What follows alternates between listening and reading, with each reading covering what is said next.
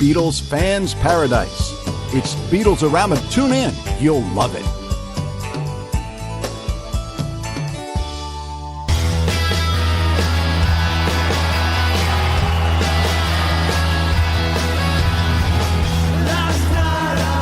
Hello, Beatle people. You saw that shirt? Well, guess what? If you donate to our GoFundMe at $50, you get a free shirt.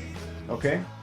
We were selling those shirts for $30 before, but hey, donations help.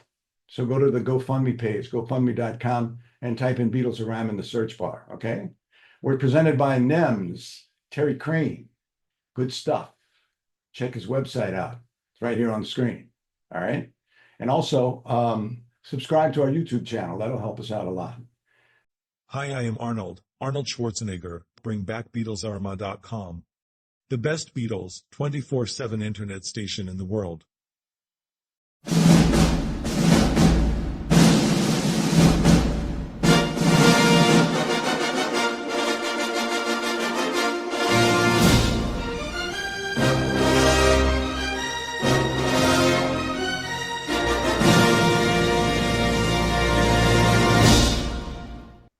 Hi, everybody. I'm Pat Matthews, and back again with another great interview, this time with Laurie Kaye. She wrote a book called The Confessions of a Rock and Roll Name Dropper, and she's got some interesting stories to tell. My book is Confessions of a Rock and Roll Name Dropper, My Life Leading Up to John Lennon's Last Interview, which I co-conducted for RKO Radio on December 8th, 1980, mere hours before he was shot and killed, which has left me feeling to this day that it was both the best and the worst day of my entire life. And the 44th anniversary is coming up on December 8th. And every December 8th, I feel sad and remember the tragedy. And I only wish that there was a way to go back and prevent it from happening and that John could still be with us. So let's bring her in. Laurie, how are you doing today? I'm doing great, but I got to tell you, the actual title of my book is The Confessions of a Rock and Roll Name Dropper, My Life Leading Up to John Lennon's Last Interview. Wow. And it's important to have that last part in because the book is my life and career story wrapped around December 8th, 1980, which was Lennon's last day on the planet and the day I conducted his last interview for RKO Radio at the Dakota with him and Yoko. I was just testing you to see whether or not you were going to add that to the end. Sure. And here's the book in case you'd like to see it. Let's see it at the bottom. The bottom part says about John. Yes. Yes. The very bottom of it. Yes. Okay. It's all of the titles are in there. Yeah. And I was going to tell you this. I don't know if I related to you via text or anything, but when I worked for a radio station in New Orleans, we had these T-shirts that were made, and they were red, and I bundled up a couple of them for John and Yoko, and I went into the Dakota. There was nobody standing outside, and I just walked right into their offices, and I was met by Fred. What's his name? You know what I'm talking about? Yeah. Well, he went on to live a life of infamy as well. But he told me that John and Yoko were out of the country. I said, well, would you please give them these T-shirts for me? You know, and I had a business card in there and everything.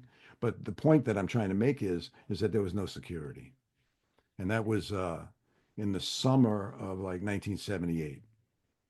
Well, there was a security team at the Dakota when I was there outside, and there were a few people outside, and the security team was supposedly making sure that everything was okay, although obviously later that day it turned out that it wasn't. They had a couple, besides you, because you were let into the building. I remember there were a couple of girls who used to be some of the apple scruffs, I think, that were hanging out outside the building that day. I don't know them. The only person I actually had any contact with outside the building after the interview was over, who bugged me incredibly and came up to me and said, "Did you talk to him? Did you get his autograph? What'd he say? Did you talk to him? Did you get his autograph?" And he kept doing that over and over again and followed me down the sidewalk. And it turned out to be the asshole who ended up shooting and killing John Lennon. And Right. that's why I felt so guilty for over 4 decades now, is that I didn't go to the security department and say, "Look, this guy is bugging me. You should get rid of him," or Yeah. call the police and get rid of him. And possibly they could have even looked at him and seen that the jacket he was wearing, the coat he was wearing rather, had a gun in it, which I didn't see. So Right. that's a lot Yeah. of Well, guilt right there. yeah, sure. I can understand that, but I mean, what did you know? What were you like 25 years old or something at the time? Barely, yeah. Yeah. So like anyway, I've been enjoying your book. I like the fact that, it's kind of parallels stuff that I did in my life, not interviewing John Lennon, of course, but some of your radio stuff, and the radio station that you used to listen to. Because I lived right now, I live in Louisiana. I was born here, but I lived in Southern California for 36 years. And I love that radio station. Cool. Well, I lived in New Orleans for a year and did a lot of work there too. Did you? Afterwards, Oh yes. yeah. Who'd you work for? Well, I was the producer and location director and casting director of a TV cooking show that was actually Uh-huh. over the country, but we did a lot. It was based in New Orleans too. Oh, Uh, very nice. Very nice. yeah, it was a lot of fun. But yeah, I'm a SoCal gal. I was born and bred Yes. in LA, raised here, and even though I ended up going to college in Santa Cruz and then Berkeley and then living in the Bay Area and then moving all over the country and all out of the country on Bali, and then I ended up living and working in New Zealand as well, and then Hmm. eventually moved to New York and then came back to LA, which was really cool.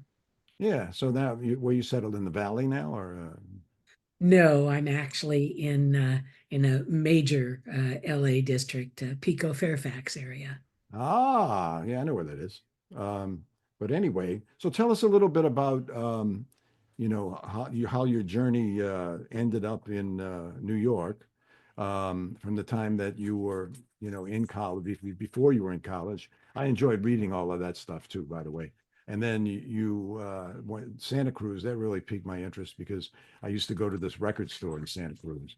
I think I'm sorry. That's my dog. His name is Winston, named after John Winston Lennon, and he's stopped anyway. So I don't want to give away too much stuff because I want people to buy your book and read it because it's great. But just touch on a few things that that come to mind that that stand out that you really enjoyed along the way. Well, I pretty much enjoyed my entire life along the way, even though I was raised by a dysfunctional family, including a violent and disinterested mother who Mm, really didn't want to have a child. I was her only child. Her husband left her the minute he found out that she was pregnant, and we ended up living with my grandparents. And she didn't want to have me, and that's when she became violent and nasty to me and very disinterested, and wasn't good to me while I was in school, or even when I had a cool career and was very successful. She could care less. But the most exciting thing for me was finding out while I was in high school from a disc jockey at KMET FM, a guy right. named B. Mitchell Reed, otherwise known as the Beamer, that Hmm. he thought my voice was incredible and that I should have an on-air radio career. So that started me thinking about it while I was in high school. And shortly after that, I was able to run away from home and start living on my own and making my own plans. And then after going to Santa Cruz and living on Bali in Indonesia for Hmm. a while, I was at Berkeley and journalism school. And one of my professors there, who was reading my news writing, said, "Laurie, you already know how to write. Why are you bothering to be in school? You should get an internship and a job and just leave." And so I managed to get an internship at KFRC in the newsroom in San Francisco, Wow. which turned into a job right away as news editor. Hmm. So I got to drop out of school, no more UC Berkeley. And the minute I got that job, it was so very cool because I was appreciated so well, my writing ability and research ability and my love of music. And I was asked to write what was going to be the longest Beatles special ever created for radio in the United States, which Really? was, yes, RKO presents the Beatles. This is the original reel to reel, one of the hours, and it was Right. 14 That's hours hour 12. I mean, how many hours was it? 14 to Oh, begin. wow. And I wrote and co-produced it and did research and lots of interviews. And about a year later, it finally aired and was really well accepted all over the country. So well accepted that RKO ended up syndicating it so it could run all over the world. And we got to expand it to 17 hours and change the name to the original title that I'd come up with and wanted to use, which was The Beatles from Liverpool to Legend. So they didn't cut you out of the deal when they syndicated it, did they? No, absolutely not. They had me Uh, work more and I got right. paid more to expand it. And Very cool. So really, with your unfortunate early childhood, music kind of indirectly saved you. absolutely. That and getting a transistor radio for my grandparents with That's another earplugs so I thing. could spend all day and all night listening to AM stations and hearing everybody as a toddler, from all the way up to Elvis Presley and finally to the Beach Boys and finally the Beatles. It was so very exciting. And Yeah. along the way, of course, I loved everybody like Chubby Checker and doing the twist and that kind of thing. So Yeah, yeah. it was really cool. And then after that, I mean, you really you were into a lot of well, American groups that played on the strip and like Neil Young and Crosby, Stills and Nash and that kind of stuff, right? Absolutely. I was so lucky in high school to get to go to so many concerts and, see everyone, not just locals, but everyone from David Bowie to the Rolling Stones, Elton John. It was an amazing time for me.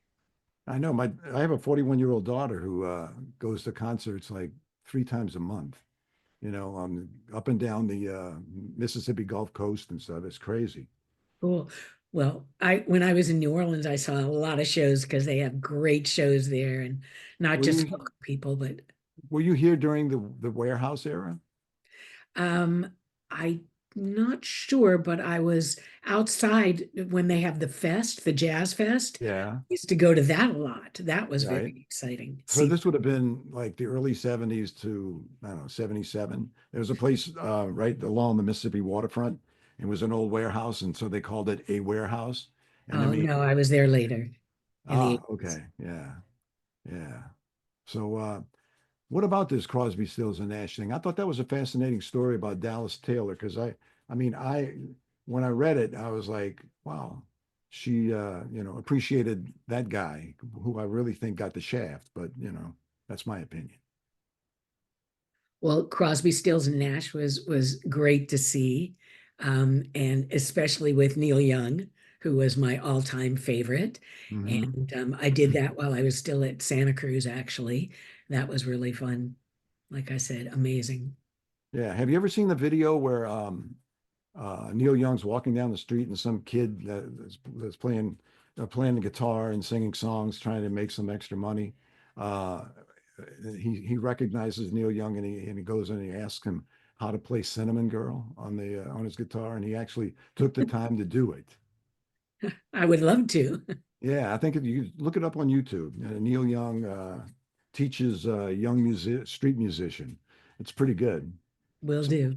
so let's move, to how it came about that you were going to do this fateful interview with John and Yoko. Well, the John and Yoko interview came up thanks to Warner Brothers Geffen Records exec Bert Keane, who Mhm. was not just a friend and fan of Dave Sholin, the music director at KFRC, but also realized that Dave and I and our engineer producer Ron Hummel had come up with RKO Presents the Beatles and then the Beatles from Liverpool to Legend, and that I had also solely interviewed George Harrison and George Martin, incredible producer. And Wow. um, Ron and Dave and I also got sent by RKO Radio to London to interview Paul and Linda McCartney in their latest lineup of Wings, including the late, great Denny Lane, who recently passed Mhm. away. And that was an incredible interview. That was in June 1979. And the next interview I did was in the next big interview I did was in January 80 with George Martin after his book came out, All You Need Is Ears, which was I read that. incredible. And he loved the RKO Presents the Beatles special. He'd heard it and was so thrilled and complimentary to me. And I'm sure that had a great part in giving us the ability to be the only national radio team to be able to interview John and Yoko once Double Fantasy Mhm. came out. So Yeah. it was very Yeah. exciting to have that ability. Now, I didn't hear that interview with George Martin, but did you ask him questions about how it was to work with the individual Beatles? I asked him so many questions, and he had so much to say, and he loved working with them, and talked about how he first started up and how it all ended, and you know, the sadness, and he was just great, like I said, and so very complimentary. It was wonderful to be with him. Yeah. Did you narrate that Beatles special for RKO? No, I did not. We had Oh, one of okay. our DJs do that. Oh, okay. Because I was just kind of envisioning like you doing it, and would you have liked to? Well, yes and no. I was already working during the day as a news editor and Hmm. and reporter, and then at night I was writing and researching. And so I was basically staying up almost 24 hours a day working. So I don't know that I would have had time to voice it as well. And of course, they wanted a well-known RKO radio disc jockey to voice it. And then after we interviewed John Lennon and he was shot and killed, I used the interview that we did, our lengthy interview, and wrote a lengthy special called John Lennon, the Man, the Memory. And that was voiced by Dave Sholin, and he did a great job. And it was wonderful Hmm. that he voiced it because he was there, he was my co-interviewer. Right. I had asked you before if you knew Nicholas Schaffner, and you said no, you'd never met him. He wrote the Beatles Forever, and I didn't beat you on this because I did a special on based on his book called The Beatles Forever, and it was syndicated by the radio group that I was working at the time out of New Haven, Connecticut, and it was 10 hours long. So didn't Wow. quite make it as long as yours, but it still was fun to do, and that was another reason for me to go to the Dakota that day. Wow. Um, so tell us about, I mean, I believe that John was killed close to midnight, right? Well, more like closer to 10 p.m. Oh, 10 p.m. Uh, After our interview ended by 5, the guys in my group dropped John and Yoko off at the recording studio. And then the guys went on to the airport because they were going back to the West Coast that night. But I was staying in New York having Hmm. dinner in the evening with a good friend of mine. And I was really excited to do that. And so as they were leaving, John and Yoko were getting in the limo with the guys. We all hugged each other and said goodbye. And I'll see you in a couple weeks. We'll go out to dinner. We'll have so much fun. And I was so excited. And then I turned around to walk to my friend's office, and that's when that creepy a-hole came after me. Did you talk to him? Did you get his autograph? What'd he say? Right, And that was at five followed o'clock, me, right? Yeah. and I wanted to smack him. But like I said, what I should have done is gone to the security area of the Dakota and reported him, but I didn't. And Yeah. finally, I got him to leave me and basically started running and went to my friend's office and talked to him for a bit. And then we went to dinner, and I was so excited about the interview. And after dinner, we were going back to his apartment. And as he was opening the door, the radio was on, and he said, "Oh, yeah, I leave my radio on because in case somebody breaks in, I They want think them to somebody's think there. that Yeah. I'm here." Yeah. And the music stopped the minute he opened the door, and a reporter came on and said, "John Lennon has been shot and he's in the hospital." And I screamed and immediately ran out into the street, grabbed a cab, went to the hospital, and saw through the glass door Yoko Ono standing in the lobby crying hysterically. And I just knew looking at her that John just hadn't been shot, that he died. I just felt that. So I Hmm. immediately called RKO Radio's network's New York office and ended up going there and spending the night doing interviews and talking to people all over the country and the world actually about it. And then the news came on and said that the that John Lennon had been killed, and the guy who killed him admitted it. And sure enough, they showed him. And the minute I saw him, I knew, oh my Oh God, my. that's the Oh, guy who was following me. And that's why I felt guilty for just about 44 mm, years now. yeah. Yeah. And that's, was there a reason it took you so like, because I told people that I was going to be talking to you and that who you were and that you had conducted that interview just mere hours before he was killed. And I said, and it took her 44 years to write this. What was the reason for that, Laurie? Well, guilt had a lot to do with it. And also the fact that I was so busy working, again, all Mm, the time in production, and I really didn't have time to write. And I also was very nervous because I knew I would have to say terrible things about my mother. And even though she wasn't interested enough in me to read a book that I would write, I knew that somebody she knew would and say something to her, and she'd be really embarrassed and furious at me. mm. So I kept waiting, and then she passed away. And then shortly after that, COVID hit, and suddenly TV production was done. So I had time, and I immediately sat down and started writing my book and Yeah. got it done and found a traditional independent publisher who was very excited about it and sent me a contract right away.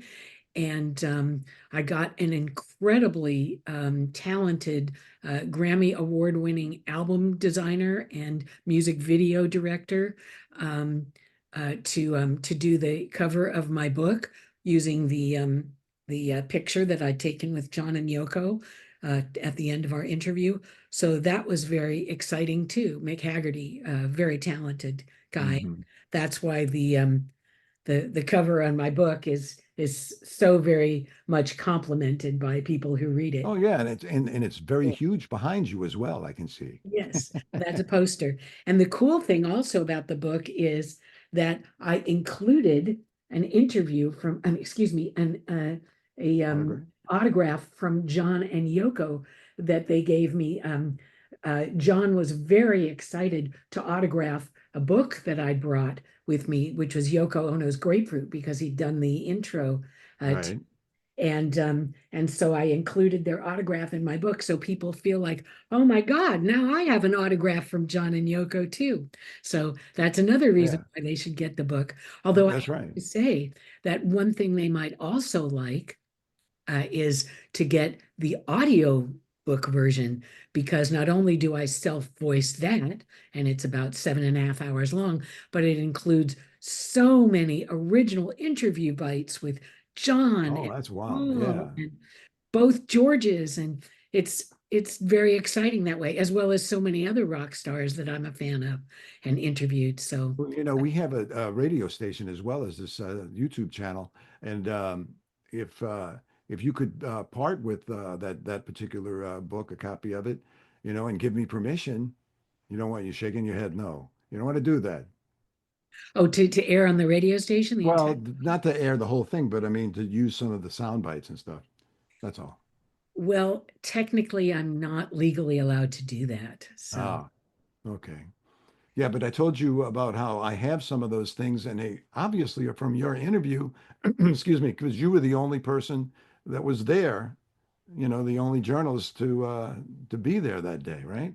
well, my suggestion would be yes, that if you want to get the audiobook and use some of it, that won't be a legal issue like it would be if I gave it to you. So I see. I'm not saying that to you, but you heard that. Oh, Okay. that's right. That's right. I didn't hear a thing. Right. So they were very cordial to you, I would guess. John and Yoko? Yeah. Oh, they were thrillingly friendly and just so validating. And John was so complimentary about all the comments and questions I asked. He would say things to me like, "Yes, love, exactly. That's it." And he would push his glasses down his nose and look at me over them and smile at me. And he was just so warm and so wonderful. And when he first came in, the first thing he did was sit down next to me on the love seat, and that's where he sat for the hours of our interview, right next to me. And he was, like I said, so validating and so complimentary, almost more so than any other interview that I've ever done with anybody. And Hmm. Yoko was really friendly too, and very complimentary as well. And I don't think it was just because I was the only other woman in the room, but I think she also appreciated what I was asking, and also the fact that we'd been told, don't talk about the Beatles, don't ask John about the past. So all my questions and the questions I Hmm. gave Dave were going forward, and about double fantasy. But John himself thankfully brought up the Beatles and brought up his first meeting with Paul and told the entire story of his meetup with Yoko and their first date and their first time making love and recording. And Oh, wow. Climbing that ladder to see what was hanging from the ceiling, the apple or something, right? exactly, so Yeah. exciting to talk to him about that. Yeah. What was it? One more question. What was the most surprising thing that you learned about John and or Yoko during that interview? Well, I knew a lot about him because I'd read a lot, Sure. course, over the years, done so much research.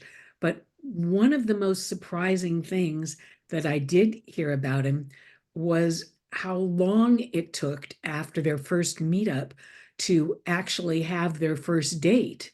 And Hmm. that immediately on that first date, that's when they recorded their very first album together, which was super exciting. And he talked about them taking the album cover photo, which was them naked, which I The had two always versions, been, yes. yes, curious about. So that was exciting to hear. And I heard about, of course, him talking about his separation from Yoko and him saying that it was the worst time in his life. So, Hmm. that was interesting to hear. I was There was a lot of sure about alcohol that. involved, I think, with that lost weekend. Yes. And drugs, yeah. Yeah. And Yeah. even though, it was like a year and a half, still, it was um, it was an entire time when he wanted to get back together with Yoko. And he made it very clear that he wasn't the one who left her. She was the one who got rid of him, kicked him out, and sent him together with their assistant, May Pang, and um, Hmm. and told them to live together and everything. So John did, but of course, the love of his entire life, Yoko Ono. That's right. It was a test, but he passed the test. Kind Yeah. of. Yeah, And but he the was. amazing thing about our interview was that not only did I bring my original copy of Yoko's Grapefruit, which Hmm. the two of them, as I That's mentioned, really cool. autographed. This is the actual autograph. But I also brought a present for their son, Sean, who was Hmm. 5 years old. Even though he wasn't there with us that day, I gave it to Yoko and John to give to him. It was a wind up metal fire-breathing dragon. And they were so excited. They loved it. John was playing with it, had it walking up to the coffee table in front of us and said, "Oh my God, I don't know that we're going to give it to Sean. He'll love it, of course, but I love it. Maybe we should keep it." And so I always wondered after John was shot and killed, did Yoko give it to Sean? And there was no way I ever found out until, believe it or not, this year in February, Sean had a screening of the animated short film that he produced that ended up winning an Academy Award. And I went to the screening and met up with him and told him who I was and that I'd done the last interview with his father. And he was shocked and glad to meet me and so excited to get a signed copy of my he book did receive the that I dragon, gave right? him. Well, the first thing I asked him after that was, "So what I need to know is if you got the toy that I brought you that day." And he said, "Toy?" And I said, "Yes, did your mother give it to you?" Because I'm not sure if she ever did. And he said, "What was the toy?" And I said, "Oh, it was a fire-breathing dragon." And he went, "Oh my God, that was my favorite toy as a child. Of course she did." And just hearing that Great. has made me feel so good ever since. Yeah. I Well, got one question, Pat. Warren has a question. Yeah, thank you.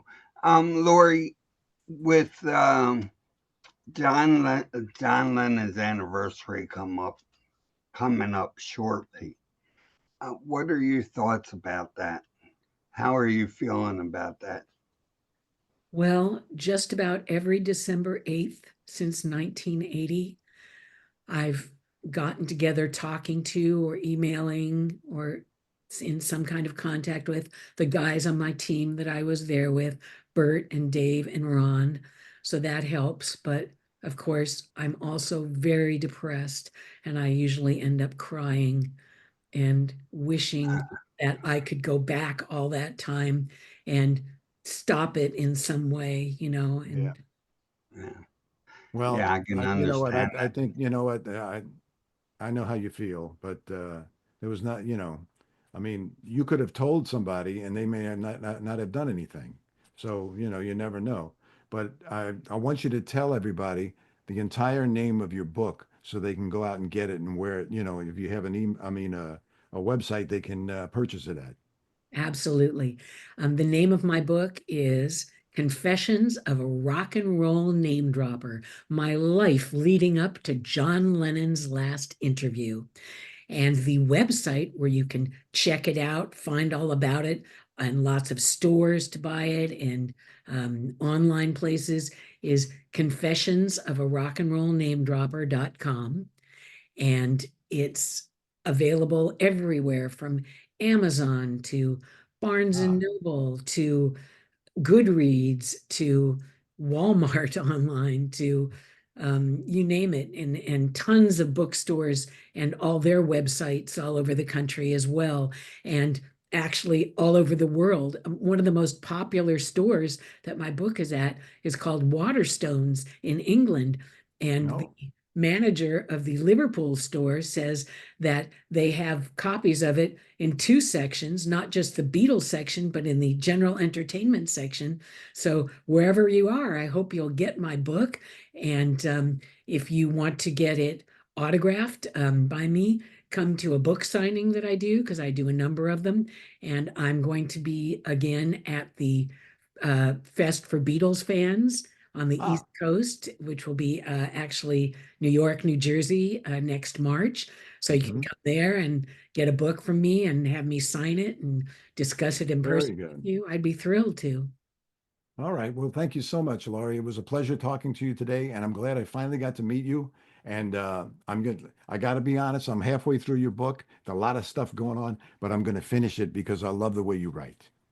Thank you so much. I'm so glad to hear that. And it's been great to talk to you too. And I can't wait to hear the show when, let's see, Warren said it was going to be streaming on December December, 8th, yes, we're going our to do it on December anniversary. 8th, the debut. I'm going to make a big deal about it too. So thank Awesome. you. If you will send me a link, that would be great. All right.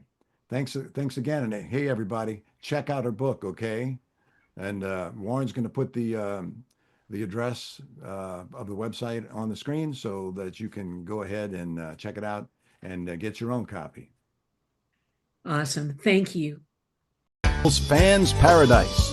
This is Pat Matthews of Pat Matthews Productions, and I want to welcome you to Beatles-A-Rama TV, your favorite interviews and videos all in one place, right here on Beatles-A-Rama TV, our YouTube channel.